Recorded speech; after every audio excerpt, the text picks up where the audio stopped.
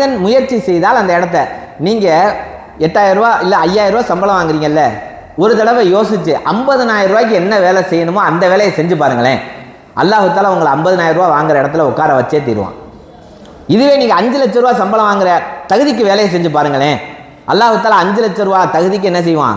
உட்கார வச்சு தீருவான். தாய்மார்களே சகோதரிகளே, நான் உங்கள்கிட்ட என்னுடைய லைஃபுடைய விஷயத்தை சொல்லணும்னா, எனக்கு கார் வேணும்னு நான் என்னுடைய பொறுப்புதாரிகள்கிட்ட கேட்கக்கூடிய சமயத்தில் கட்டாயம் வேணும்னு வாங்கி கொடுத்தாங்க. என்னன்னா, நானும் சாதாரணமாக எல்லாரும் மாதிரி ஒரு அஜர்த்து தான்.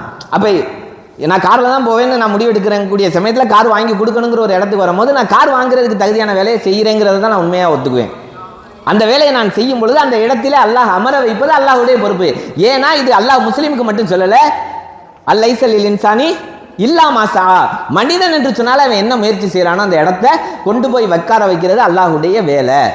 நீங்க என்ன செய்யணும்? 5 லட்சம் ரூபாய்க்கு வேலை செய்யணும், 50000 ரூபாய்க்கு வேலை செய்யணும், 5000 ரூபாய் வாங்கினாலும் பரவாயில்ல. என்னுடைய கரியரை நான் ரெஸ்பெக்ட் பண்ணேன்னு சொன்னா கட்டாயம் அந்த இடத்துக்கு என்ன செய்வான்? கொண்டு போய் வைப்பான். நீங்க என்ன யோசிக்கணும்? ஒரு சின்ன மதரசால வேலை பார்த்தாலுமே கூட இதுல 10000 மாணவிகள் ஓதுனா எப்படி இருக்குன்னு கற்பனை பண்ணி பாருங்க. ஜஸ்ட் இமேஜின் ஒரு இமேஜின் பண்ணி பாருங்க. அல்லாஹ்வுடைய கிருபையில் அந்த இடத்துக்கு இந்த இது என்ன செய்யும்? ஒரு நேரத்தில் இல்லை ஒரு நேரம் போயே தீரும்.